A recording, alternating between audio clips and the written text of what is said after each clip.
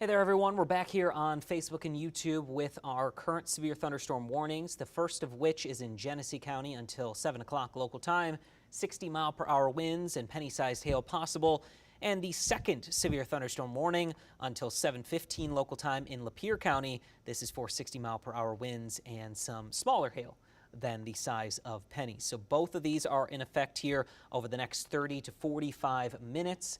We are going to stay on top of this storm as the rest of this activity off to the west is weakening, but is still potentially bringing some gusty winds and some small hail. That's where we do have some special weather statements that are in effect, but overall, these storms are sub-severe. The worst of these storms are moving through Lapeer County. You can start to see it weakening back over towards Flint and Genesee, just off to the north of Davison, Forest, Oregon, towards Lapeer, Attica, and down through Almont. We've got this storm stretching through Lapeer County, and again, it is moving off to the north and northeast, I would say, at about 25 miles per hour. So we'll put a track on this over the next half an hour or so. This is going to be near Deerfield by 6:38, Imlay City 6:41, Goodland by 6:49, North Branch 6:52, and Burnside by 7:01. The rest of these storms, again, are sub-severe, no longer seeing any tornado warnings or severe thunderstorm warnings.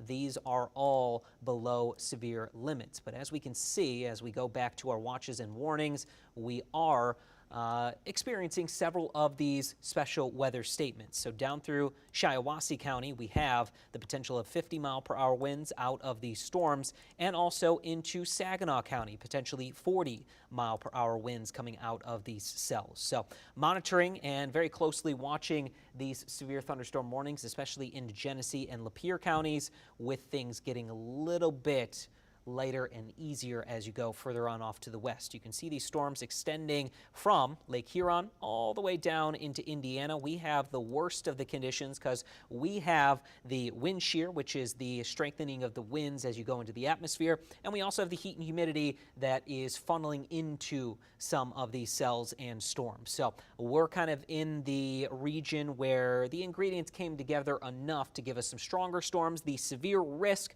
was always going to be low, and that's why we've only had a couple warnings today instead of a severe thunderstorm watch and multiple warnings, which we would definitely be talking about for days before today.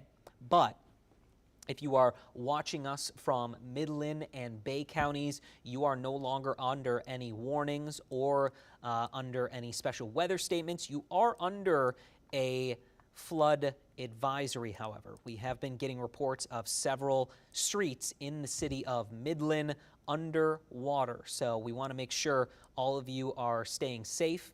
I'm going to put that flood advisory up here momentarily to give you an idea of where this is happening. It extends from Midland into Bay County. You can see it right here from the city of Midland, Homer, out through US 10, M20.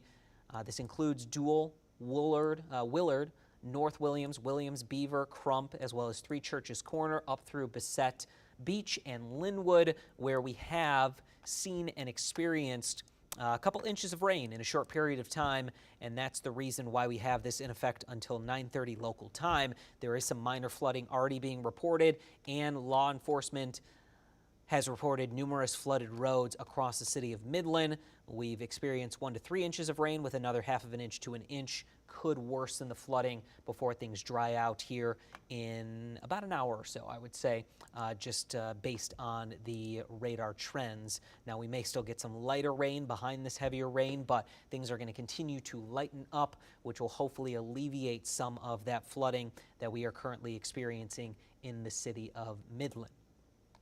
Going back to our severe thunderstorm warning, still in effect here for the next 30 to 45 minutes, more so about 20 to 35 minutes at this point, as we are approaching 6:40 here this evening.